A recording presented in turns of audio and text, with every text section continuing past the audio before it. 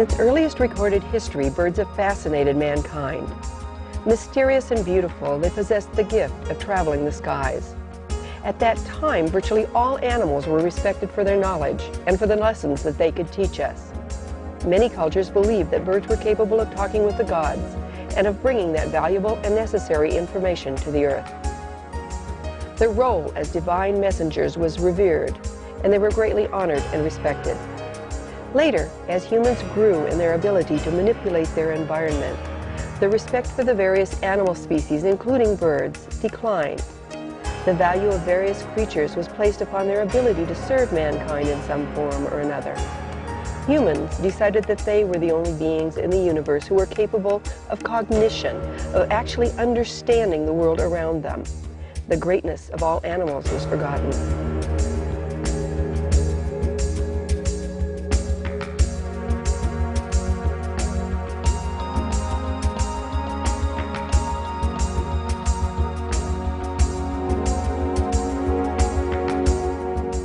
In more recent times, the decline of the closely knit extended family created changes in our living patterns. Animals began to fill another role, that of valued companions and quite often of surrogate children. They began to fill a place in our hearts that in the past had been customarily reserved for other humans. Along with this new proximity came the realization that some birds could actually speak. Unfortunately, most pet owners were intimidated by traditional scientific attitudes. And although they often observed that their own animal companions appeared to understand the spoken word and respond accordingly, they accepted the belief that their pets, including birds, could not actually know what was being said to them. Taken one step higher, they also accepted that birds only mimicked words, and that the frequent and appropriate comments made by them were merely coincidental. Case closed.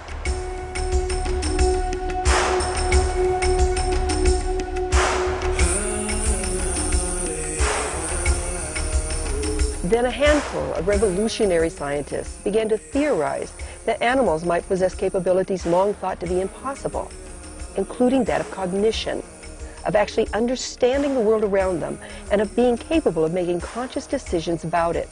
Primates were studied as well as dolphins and whales. Although extremely intelligent, they were unable to speak, which limited our ability to assess them. And then there was Alex. Come here. In 1977, Dr. Irene Pepperberg purchased Alex, an African gray parrot. She began to observe and to assess his cognitive abilities and was fascinated to find that they were impressive. Not only could he identify colors, shapes, and objects, but he also proceeded to make comments that pertained to activities and to people in the environment. Three, very good, Birdie, very good. He requested various objects and foods. Wheat? You want wheat? We can give you wheat. He asked for tickles from his favorite humans. The basic methods that Dr. Pepperberg used to teach Alex are simple modeling, in which he is shown objects and they are identified by the researcher. The other is known as the model rival technique, in which the bird sits with two researchers and observes their interactions. Wood, very good. Wood, good birdie. Rebecca. He then is included in the exercise by being asked to identify some aspects of that particular object. Truck. Yes, it's a truck. What color truck? What color? Yellow. Yellow. Good boy. You're right. Good birdie. It is important to note that even when not actually working, Alex also spends many hours each day in the company of Dr. Pepperberg and her students, watching them and listening to their various interactions. Over the course of the last 20 years, I've been training gray parrots to communicate with humans using the sounds of English speech.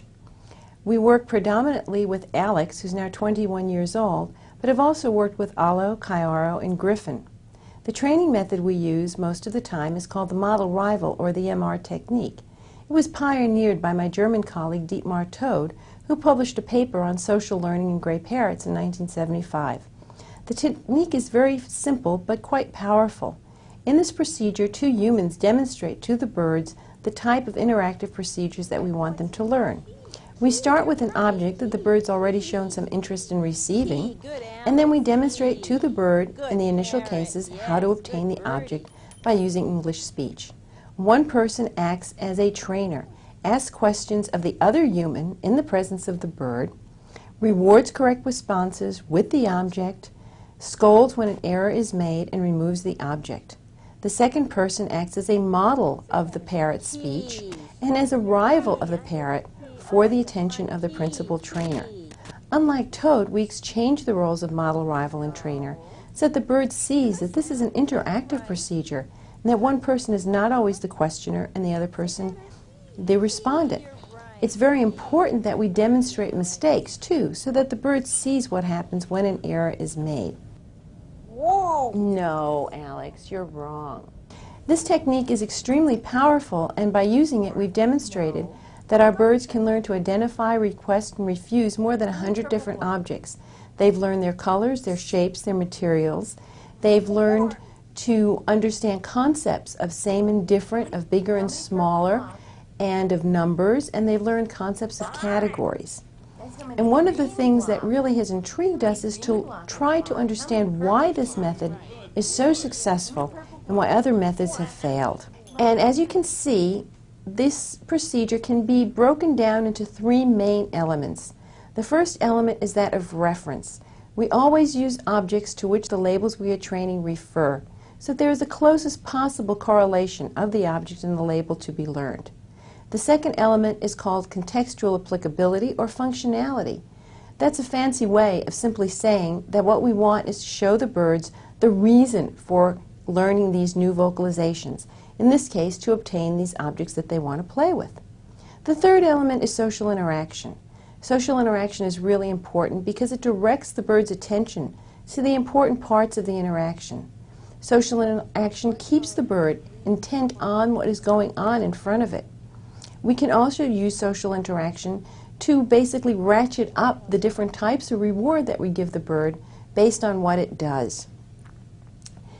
All of these elements seem to be very, very important. In studies that we've done in which we eliminate one or more of these elements, the birds fail to learn.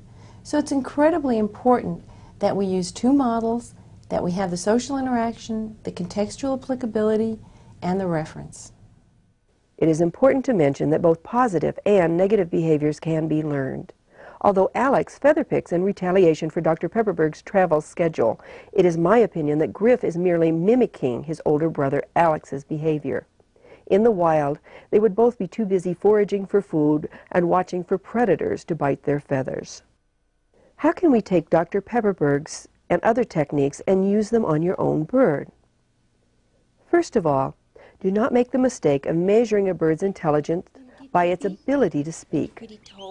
Not all birds are capable of talking clearly, and more importantly, like people, not all birds want to talk. This does not mean that they are not intelligent beings. Like their human friends, their speaking ability has little to do with their level of intelligence. So, your bird may never learn to speak, but remember that that's perfectly fine. Hi, baby. That's a good bird. Good bird. You're a good bird. I have found that, in a manner similar to that used by small children, many birds attempt to make their wants and needs known to us by using body language. In fact, many exceptionally bright birds may be communicating with their people very clearly, but their efforts are neither acknowledged nor recognized. Eventually, the birds decide to give up and discontinue their interactions. The people, in turn, believe that there is something wrong with the birds, unaware that they, the people, have not reinforced or rewarded those times that their birds tried to communicate with them. Many long hours are spent with Alex in the lab, and most of us have neither the time nor the resources to train our birds in the same manner, and techniques need to be modified accordingly. Playing with your birds, focusing on those things that they enjoy doing, will set a playful mood and will make them enjoy interacting with you.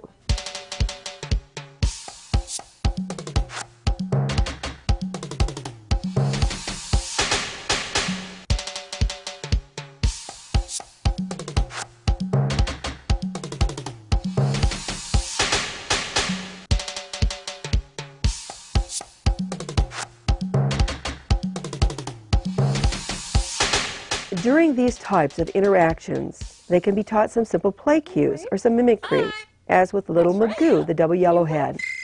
Words can also be used to identify the various activities. Yes, I can. How about you? Can you wave? Can you lay down? Tickle, tickle, tickle, tickle, tickle, tickle, tickle, tickle, tickle, tickle, tickle, tickle. Although this type of play training does not teach cognition Want a directly, kiss? most birds can learn to associate the words with the activities and understand that they can communicate both verbally and physically with their owners. Can I have a kiss? Thank you. That was a good kiss. Do you want to tickle? Shall we tickle you? Once this is done, they can often learn to identify favorite objects, foods, and colors using simple modeling techniques. Goo Goo wants a peanut. Can you sing that? Can you say Goo Goo wants a peanut? Very good. Simple modeling can be done easily. Just identify foods and objects and activities to your bird as you go about your day. Also, listen not only for words, but for a particular sound that your bird might be making. They may be using this for identification purposes. Oh, it's fun. Look what I could do. Look what I could do to this. Oh, look what I did. Tickle, tickle, tickle, tickle, tickle, tickle. Tickle, tickle, tickle, tickle, tickle, tickle. Ow! Oh! Did I hurt you? Oh, I'm so... Oh! Ow! That's all right. Wool. Here's wool. Good boy. Wool. Wool. Wool. Very good. Wool. Throw wool. Walnut. It's right there. Key. Good, Alex. Key. Good, Parrot. Yes. Good, Birdie. Roki. Griffin. What is this bird trying to tell I was us? expecting him to turn around and quickly nip the tail. You climbing up? He's saying That's good. that he wants to leave. Yes. Show him how you Magoo's owner, Jeanette, says that Magoo has learned to use many words, including putty cat and bye-bye appropriately, while waving goodbye with his foot. However, in the manner of a small child, he also uses these phrases and actions in general play as well. Hello. Can you tickle, tickle, tickle, tickle, tickle. Tickle, tickle, tickle, tickle, tickle, tickle. Also, do not work your bird if it's tired, cranky, or hungry. Are you tired? Am I boring you? Am I boring you? Or, if you are tired or cranky or hungry for that matter, these birds are your beloved family members and need to be treated accordingly. Playful sessions will be enjoyable for both of you and will inspire your bird to learn new things. This little guy simply did not feel like interacting on the day that we were filming him. Griffin, what matter?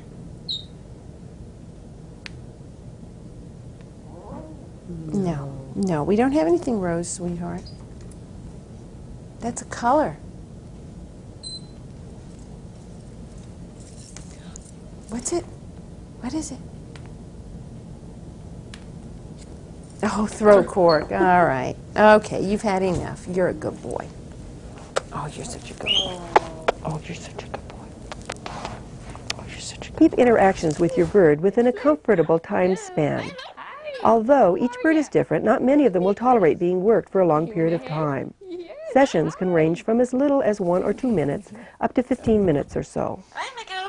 Do you want to tickle? You want to scratch? You want to lay on your back? Watch the body language of Spooky the African Gray and his friend Magoo the double yellowhead. Which bird do you think has a longer attention span?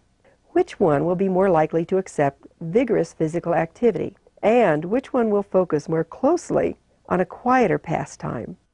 Spooky, can you dance?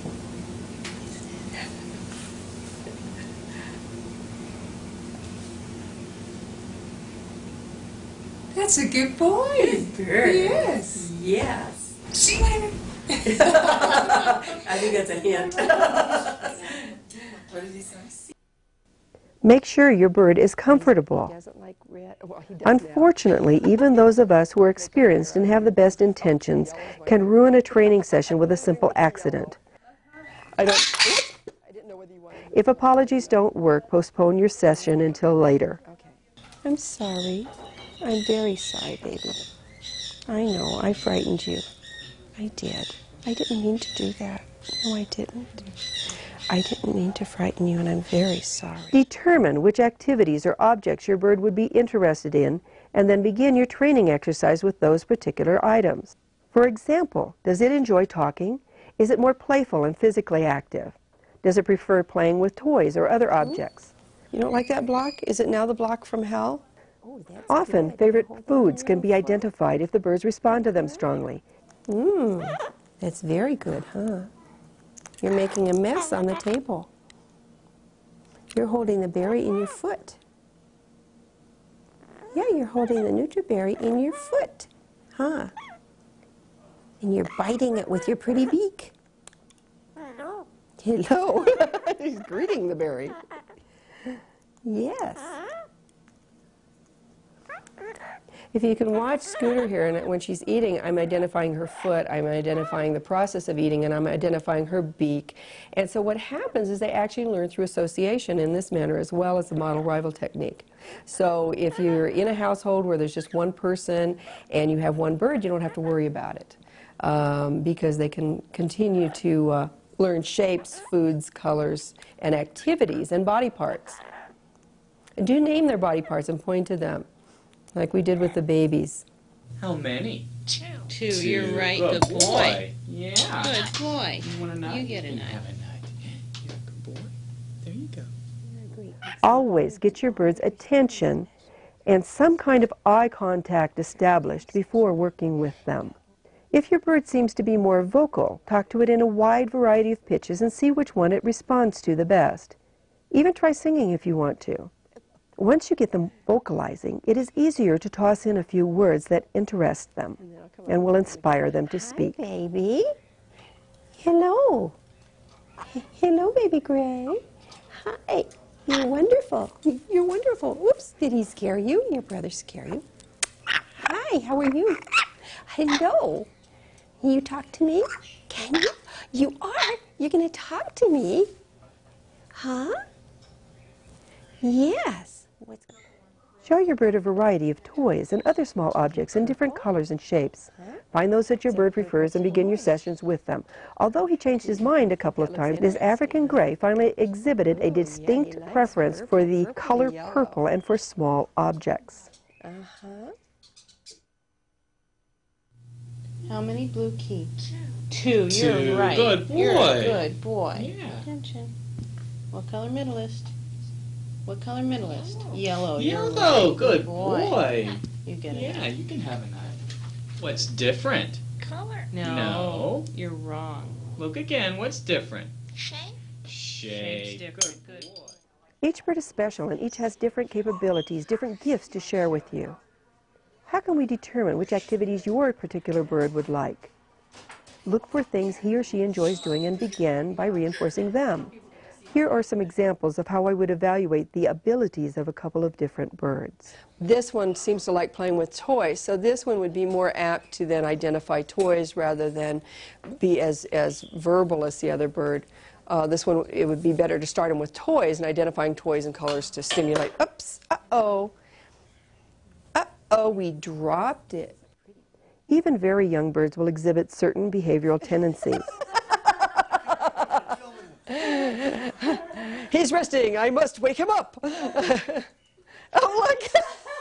Can you tell me which baby bare-eyed cockatoo will enjoy acrobatics and playing with toys? Which one would be easier to teach to roll over, for example? Be realistic about your bird's abilities. If it is less than a year old, it's still a baby and is probably still learning to use all of its little parts. I would recommend that most of their lessons be extremely simple. Name their body parts and various foods and toys during your normal interactions, and point to them just as you would a human baby. Oh, pretty baby with a pretty beak. Yes, and the pretty toes, huh? Pretty toes. Yes, you're very pretty. And pretty cheeks. Oh, and little ears. I'm going to scratch your ears. Can I scratch your ears and your little chin? Yes, what a pretty baby. What pretty feathers you have. And a pretty nose. Oh, you're going to feed, huh? He's going to pet you, huh? You're so pretty. And your little toes and your little foot. And your little beak. Yes. Oh, you're still a baby, huh? Sheila, baby, you just look like a big bird. The more time that a bird spends in the company of their people, the more natural the spoken word will seem to them. Even if it's in its cage at the time, it will continue to watch events unfolding around them and will process the information accordingly. That's okay. Hi. If your bird enjoys vocalizing, it may already be interacting with you.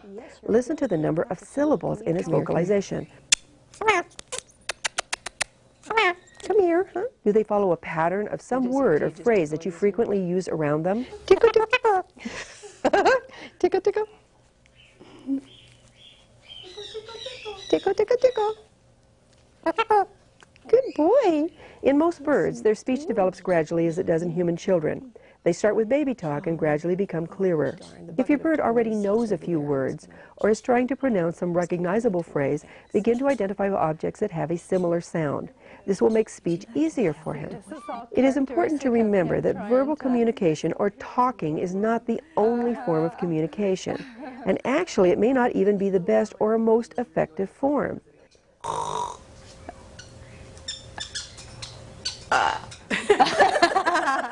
Birds pay attention to others around them, noting communicative cues, such as body language, pupillary response, and fluffing of feathers. After having lived with birds for some time, we learn to recognize many of these signs. In fact, we begin to realize that our birds actually have facial expressions just like we do. Once we have become aware of this and use it in our interactions with them, it could be said that we are actually learning to speak parrot. In fact, many of you are probably bilingual and didn't even know it. And since bird language differs according to species, if you have more than one type of bird, you may actually be multilingual. Before you become all proud of yourself, keep in mind that all of our animal friends, avian or otherwise, need to master an understanding of the human language, including body cues, if they wish to have a comfortable and rewarding relationship with us. I can honestly say that I have found that most animals are better at understanding human body language and verbal cues than we are at understanding the various types of animal communication. Basically speaking, the emotional level of most birds is approximately that of a 2 to 3-year-old child. Interestingly, many of our interactions are quite similar. Notice how my little friend, Lindsay, interacts when playing with colored blocks. What color is this, Lindsay? No, it's blue. Blue! That's blue blocks. Can you put a yellow block on a blue block? Can you do that? Yeah. Look at that. Whoops, I'll hold that for you. Look at Lindsay. Very good. Thank you. That's nice. What color is that? White. White. Lindsay's going to put a white block on the blue block. Very good. So you can see in children how they progress with the colors and the shapes. With the birds, often we're stuck with the early stages, the shapes, the colors. To have them take the more sophisticated act of adding something to something is a little more difficult, and you don't see that as frequently. Why?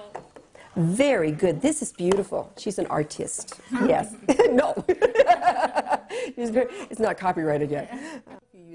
Note Lindsay's possessiveness. You would say, My block. here's her block. Well, if the child was out of range of the block. Lindsay, can I take your blocks and put them over here? No. No. I want them. You want them. Can I trade? Would you, they're yours. Would you trade for a sucker? Would you give me a sucker? Wait, can I have your blocks for a sucker? Yeah, smart girl. Okay, now I want you to choose what color sucker do you want? You can have one sucker. What color do you want? Oh, chocolate girl, is she smart or what? Yes, very good. So just like with a parrot, you know when he's got your favorite pair of earrings, how you trade with a peanut, and sometimes he doesn't accept a peanut, and then you have to go to a peanut and a walnut, and he doesn't accept that, and you have to go to a peanut, a walnut, and a cashew. You just saw a similar example with a 2-year-old child where we were able to trade for something. So don't think of it as being something that is out of the ordinary when your bird will withhold its possessions from you. A lot of times you can't get a toy away from them or whatever. They're behaving like a normal 2-year-old child. This is a common characteristic of parrots as well. Give that to me.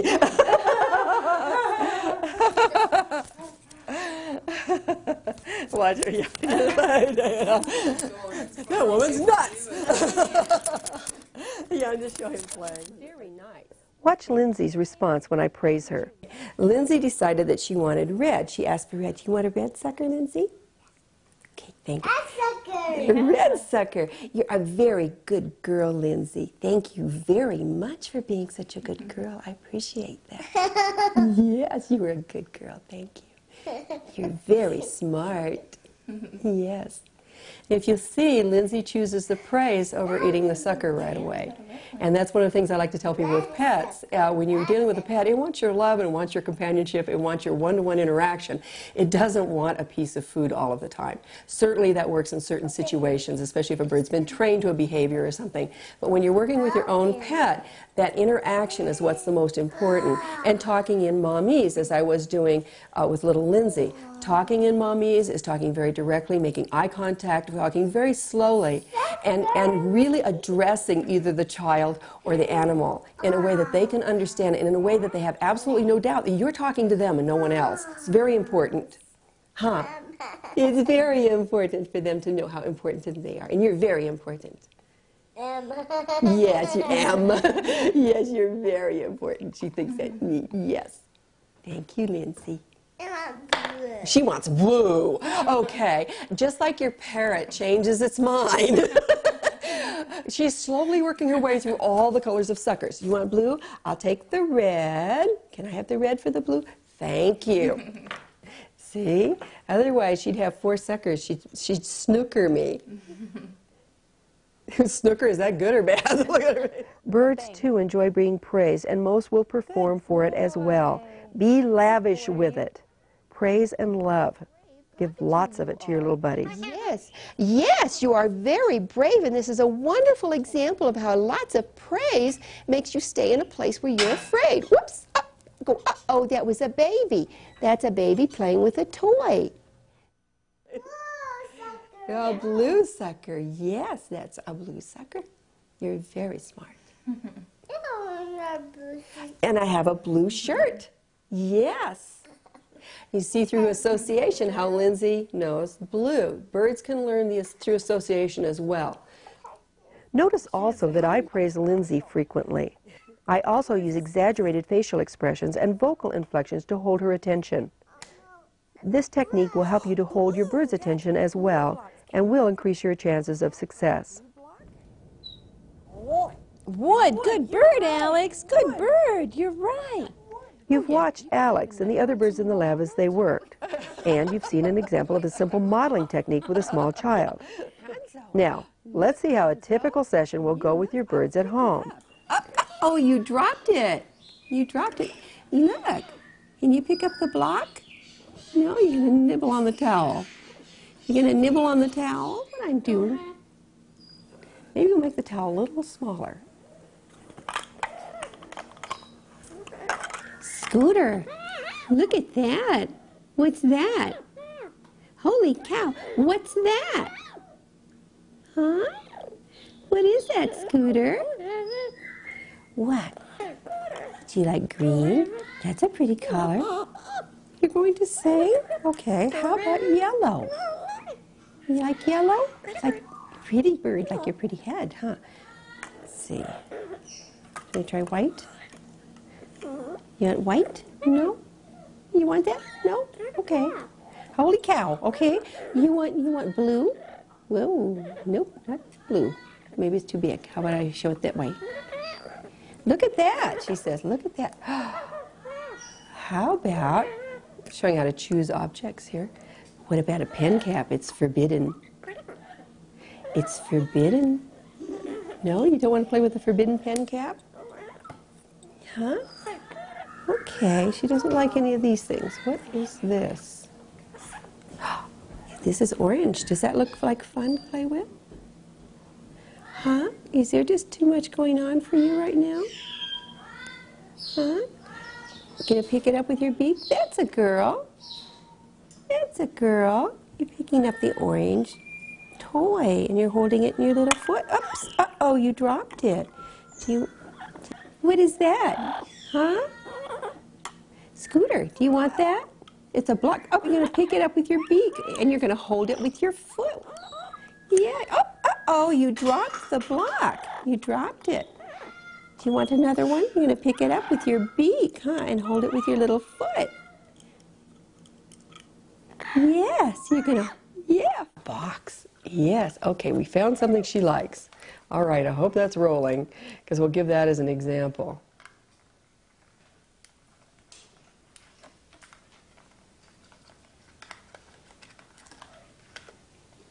Can I have it? I'm going to get that possessiveness thing going, I think. Can I have the box? No? Because she's going to walk away with the box. Just getting the back. In fact, we found it was difficult to hold the attention of any of the pet birds that we used on this video. The lights, the camera, and general commotion involved in filming was a huge distraction for them, and they simply could not concentrate with all of the activity going on. Even in your own home, you will find that you will need to gradually acquaint your bird with the toys and objects to be used in the exercises. Do you want the orange pen? No? Okay. A lot of times that little shake of the head that you just saw with Scooter means no. And a lot of times your birds will be telling you no. You might say, do you want to come out of your cage? And your bird will do that shake of the head. A lot of times it's saying, no, I don't want to come out. And yet we don't acknowledge that. When we don't acknowledge when they say no, then they're not going to try to interact with you. So pay attention to times that your bird does that head shake. Quite frequently, it is using it in the same way that a person would use a head shake to indicate that they don't want something. Huh. Yeah, and reinforcement is extremely important. So if I shook my head no to you and you went ahead and did something that I told you I didn't want you to do, I'm going to start ignoring whatever commands you give me or whenever you try to interact with me. And that's exactly what happens with our birds. If you don't talk to them and acknowledge whatever their answer happens to be, then they're not going to want to interact with you. Going to touch your beak? Right there. You want me to scratch your head? Yes, okay. Now, one of the things I like people to pay attention to when you're communicating with your bird and interacting with them, I asked her if she wanted me to scratch her head. If you'll notice, she arched her neck. That's as good as saying yes in bird. So if somebody asked me, do you want a grape? And I held my hand out, that would mean yes, I'll take a grape, thank you. So it's the same thing if you ask your bird if you want to scratch it. It doesn't have to answer you in English language. You can have a clear communication with the birds by talking bird. The way that you talk bird is by paying attention to the times that your bird tells you that he wants you to scratch his head or do some other activity and then following through. You want to scratch? Hello. You're going to sing? You're going to sing. You are a pretty bird. Now, the words that Scooter is using right now, these are just words that Scooter uses to entertain herself. It's different than cognition. And she's not using them in a cognitive fashion. But she will use other words in cognitive fashion. And if you watch young children, they do exactly the same thing. Huh. They sing nonsense songs or say phrases over and over again that sound interesting to them. And then other times they'll actually go through and use words appropriately. So it's at that kind of tip-over stage, but a bird is always at that stage. Huh? Do you want a cracker? Wow. What's interesting with Scooter's chattering is she's saying a lot of words under her breath. A lot of times your birds are saying things to you, you just don't understand it. And listen for syllables. A lot of times your bird is actually saying a complete sentence or asking you something or repeating a phrase, but it doesn't sound like it to our ear yet. Just like with a small child, sometimes it's hard to catch what they're saying. As time goes on and you interact with them and you reinforce the behavior and you reinforce whatever it is they're saying, then they usually get clearer. Hello. Hi, how are you? Even after your bird feels comfortable with them, you will discover that the addition of other people, animals, lights, or cameras into the environment will alter its responses. Because of this, we will have to let Alex and his friends review the modeling process for us. Come on, Alex, on the tray. How many green wool? 4. 4 is right. Oh, you're such a good boy. Yes, you can throw that. Do you want to tell me how many green wool are now there? What is it? I think he's a little too busy with breakfast. What is it, baby? Banary, good boy. Now, once again, let's see the model rival technique. What matter? Rock. Rock. You're right. Good, Good Birdie. boy. Good boy. What color? Yellow. Yellow. Good boy, Alex. You're right. Good, Good Birdie. boy. Griffin, what matter?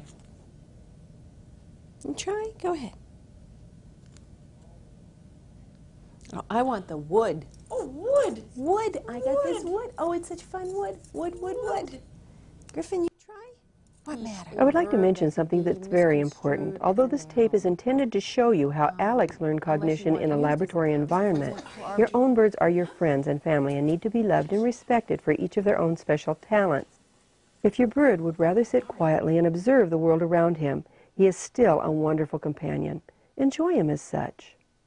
What can you do if your bird is not verbal or does not like toys, or if it is simply too difficult to get them to focus long enough to accept a model rival session? Most birds will not be very talkative. However, this does not mean that they do not understand what is being said, and interacting with them can be just as much fun. Regardless of their lack of speaking ability, they can still learn many play activities to share with you. What are you doing over there? Frankly, most of my own birds don't talk, but I still talk to them and know that because of this they understand the spoken word on a rather sophisticated level.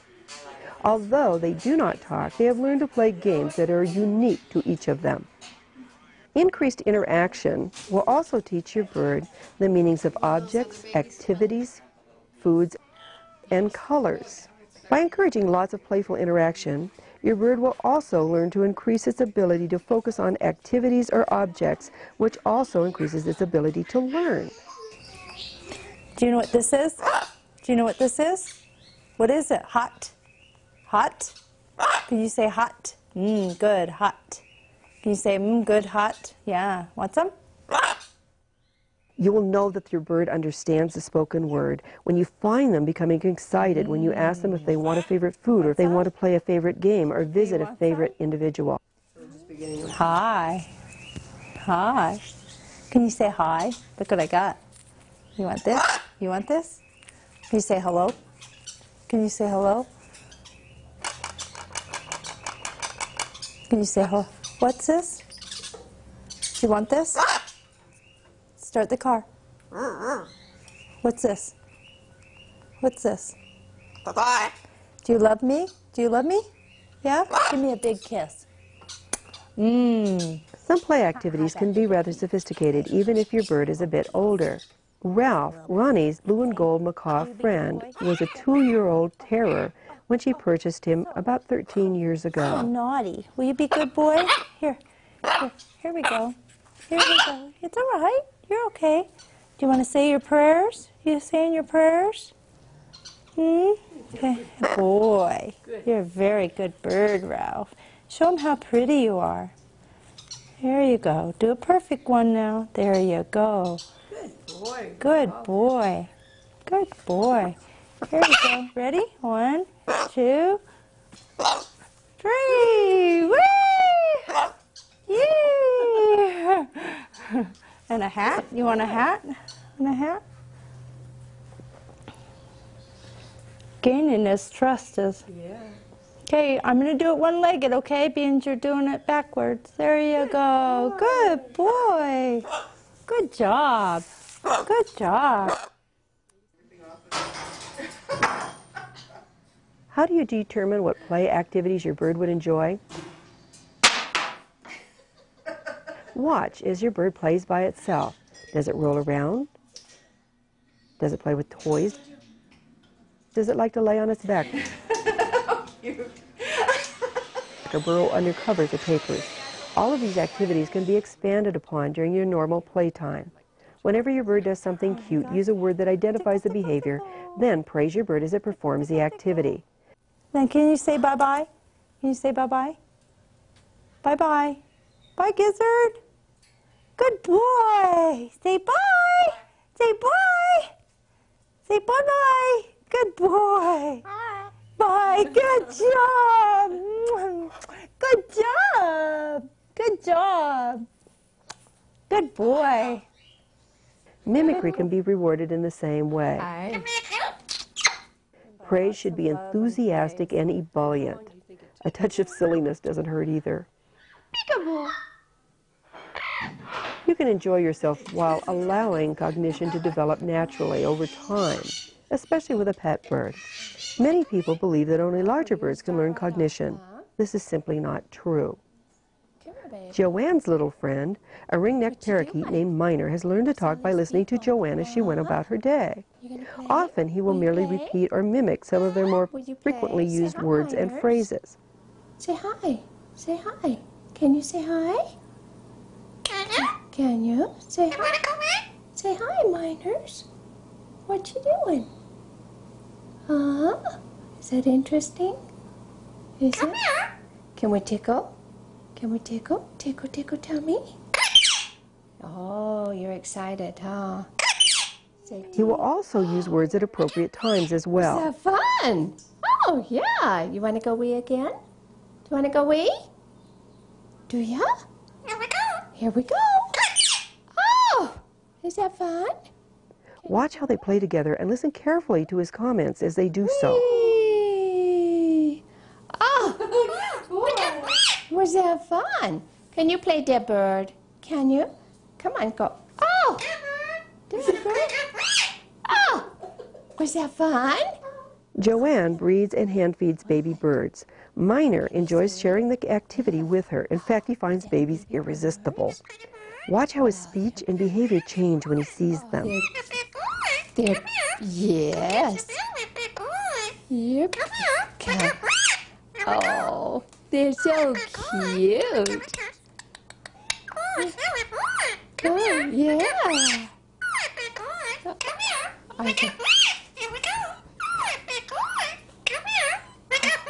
Is that fun? Oh, okay. Huh?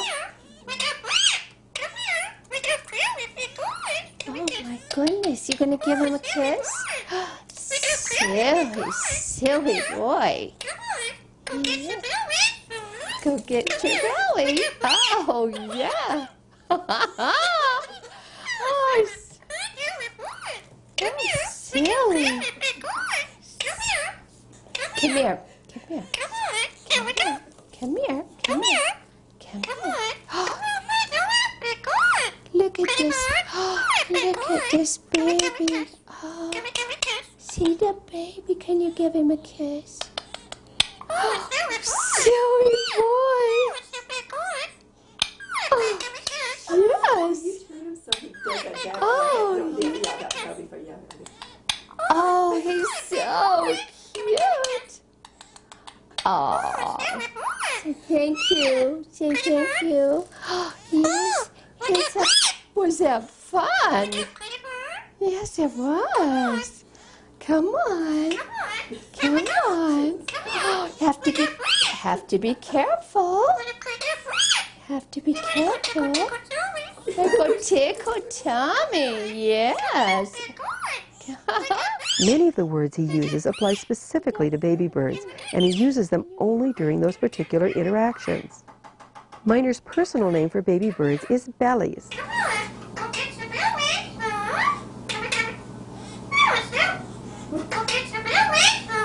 Kiss your belly. Joanne said that this was because she once had a clutch of conure babies who would cling to the side of the cage, exposing their bellies. She would then tickle them, saying, "Get your belly," or "tickle your belly," and Miner adopted that particular name for all baby birds. Why do you see baby?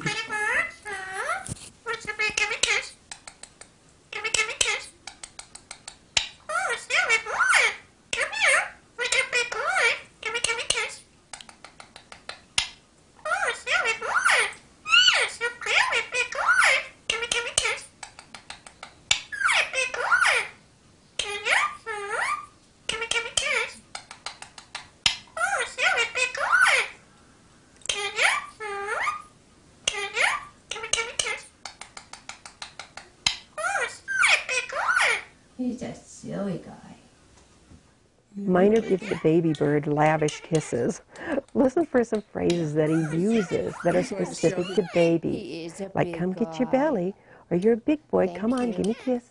"He's a big guy, and you big old baby."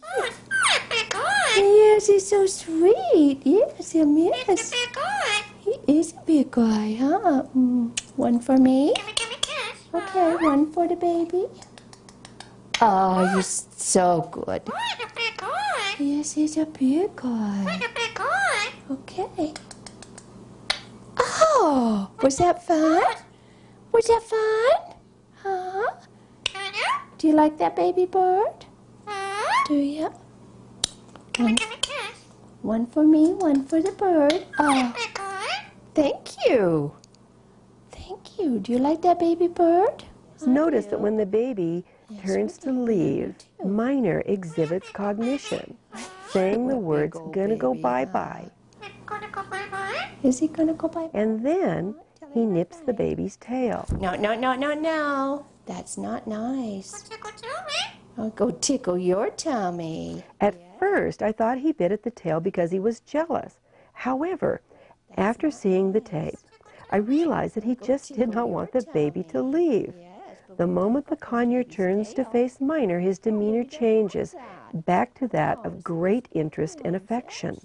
This is a wonderful example of how we can misread a bird's body language, even if we understand their body language quite well.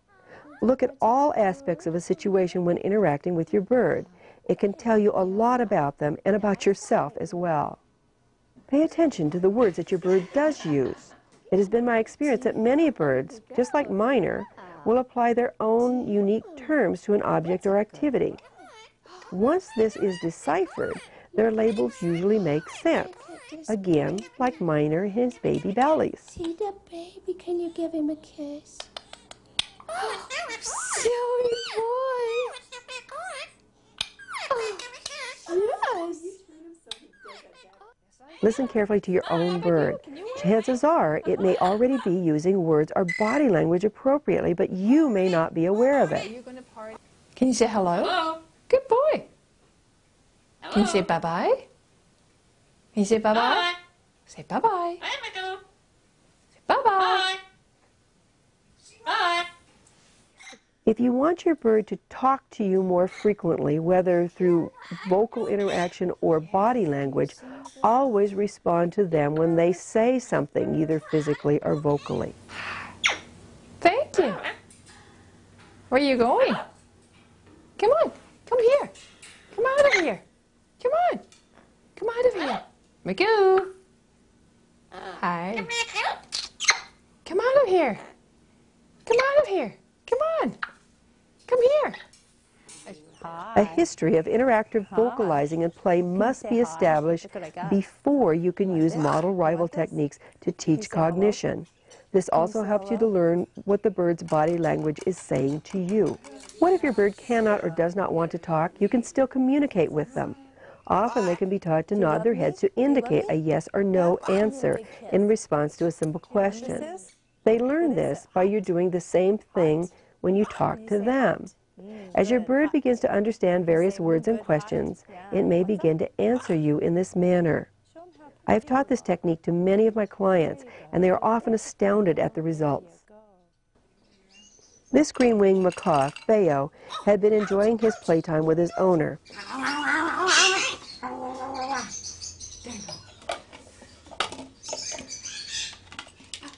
Under there?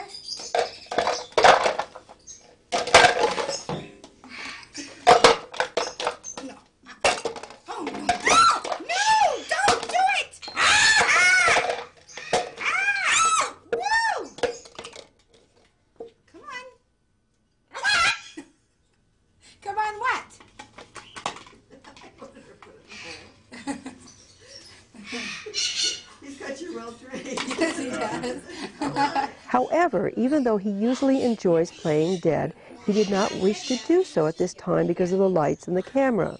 If you'll notice, he gave a quick no head shake to indicate this. You're not dead yet. I didn't shoot you. Come here.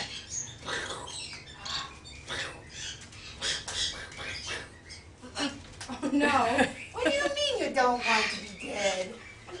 Although he had not nipped his person at all in over an hour's worth of filming, he only did so after she continued to have him play dead. He had given a quick no head shake to indicate this. Like most people, his owner didn't notice. and they love each other greatly. In bird terms, he was forced to nip her to reinforce what he had told her earlier. Ouch! Ouch! Ouch! Oh! Ow! Ouch! Oh! Ouch! Oh, it hurts so much. When attempting to discover what object or activity your own bird prefers, remember, use an area that is comfortable and quiet. Have a variety of objects available in many different colors, shapes, and sizes. Show them the smaller objects first and see what they are drawn to. You do purple? Huh? It's a purple toy. You think that looks interesting, huh? Ooh, yeah, he likes purple. Purple and yellow. Uh-huh. He's a purple bird. Use lots of vocal encouragement and praise. If your bird is afraid of objects, just talk to it, using a soft and playful voice and close, very controlled movements. Gently touch a toe, its beak or a wing, and identify it. As I mentioned before, always praise your bird. Pretty beak. Yes, you do. You're so pretty. Yes, you do. You're pretty. Also make sure that eye contact has been established prior to and during your exercise. And have fun with your bird. He's your best friend. Respect your bird's wishes. Do not force him to accept something that they don't like. If they are afraid, then do something different and less threatening to them. Hi, Gizmo. How are you? Hello. Hello. Hi, Gizmo. Hello. Got your bucket of toys over there. Hi, Gizmo. Are you a good boy? Are you a good boy? Yes. When learning new behaviors, the first step, actually recognizing that you are pleased when they learn something, is the most difficult. Additional behaviors are much easier to train. Once you have found an object, food, or activity that the bird enjoys, you can begin with simple modeling, holding up the object or performing the activity, naming it, then praising the bird for any type of favorable response. Over a period of days or of weeks, your bird may pick up the identifying word and use it appropriately. Look at that. Look at what? Huh? At home, I actually like to use the word in context. Saying something like, would you like a peanut? Can you say, goo-goo, very good. Or, uh-oh, you dropped your peanut, with peanut being the operative word. To stimulate, oops, uh-oh. Uh-oh, we dropped it. You dropped your purple toy on the floor here. Most birds, like children, will learn what the word peanut means when you teach them this way. Yes. What sound? What sound? Shh is right. Good parrot. Oh, you're a good boy. Okay. Here's a nice big nut. Yeah. Yeah. Now what happens? Look at here. Okay. Yeah, when you finish your nut. Look at what happens. What happens now? What sound? Shh. No, this was shh. There was shh. What happens if I do that, Alex? What sound? Look on the tray. Look on the tray. What sound now? Shh. Now here's shh. That's shh. There we go. That's shh. Now look. Look what happens. Look what happens if I do this. What sound? What sound? Is right. Good boy. Okay. Good parrot. Oh, you're a good boy. That's a good boy. For this exercise, you will need 2 people. Each will take turns identifying the objects and offering them. Be sure to watch the way that the researchers correct the bird by merely withholding the object and turning their heads away for a moment or two. This is all it takes to show that the response was not the one that you wanted. Wood! All right. That's a good try. Good boy. Good parrot. Wood! When the bird begins to vocalize in response, praise it profusely and hand it the object. As days go by and the bird's pronunciation becomes clearer, it will be praised for the clearer versions. Sounds simple, doesn't it? However, it does take a lot of time and work to do this with real serious intent. Most of us get tired or are too busy to keep up the schedule that is needed to get results. What toy? Cork. Good boy. Throw cork. Good boy. Alex, look. What toy? What toy? Cork. That's right. Good boy. Good parrot. That's a good boy.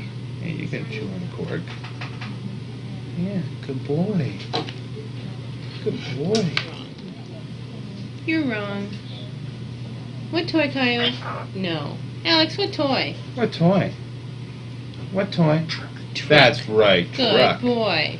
Truck. That's a good boy. Good boy. You want to play with truck? Okay. Wrong. Kyle, what toy? No. Come on, Alex. You show Kaio. Show Kaio. What toy? What toy? You tell me what toy. Nail. Nail. Good boy. What a good parrot. Tell me what toy. What toy? What toy? Whoa. That's right. Good boy. boy. Good Kyle. boy. Now you tell me what toy. That's close. You're close. Wool. You're a good boy. Wool. You want it? You can have wool. You're a good boy. You're a good boy. Now listen. Alex, what toy? What toy? What toy? What toy? Come on, what toy? Whoa. That's a good parrot. Boy. Good boy. You're a good boy. That's a good boy, yeah. Yeah, Yes. let's ask Kaio. Maybe Kaio can tell us. Kyle, what toy? Hmm? What toy? What toy? You tell us. What toy? No, No. you're wrong. That's wrong, Kaio. What toy, Kyle? What toys? It's Paper, paper. good That's boy. right. That's paper. What toy? Paper. Good boy. Paper. That's a good boy.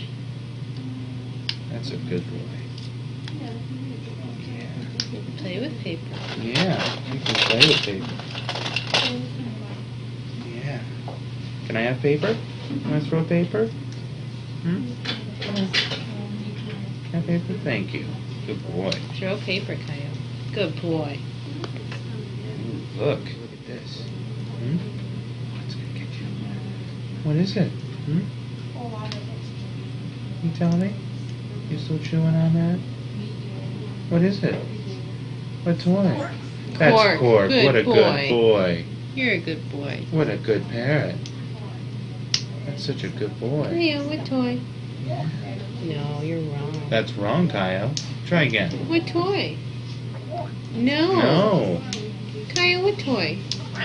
No. No. Kyle, what toy? Cork. Cork. Good That's boy. a good boy. Throw cork. You're a good boy. That's a good boy. You are good boys. Can I have cork? Can you throw cork? Hmm? I know you like it. Thank you. You're such a good. As I mentioned before, with most of my own birds, I have found that those who can talk pick up the meanings of many words merely by listening to me speak. When talking to your bird for any reason at all, always talk slowly and clearly. Often birds cannot understand what we are saying because we speak too quickly.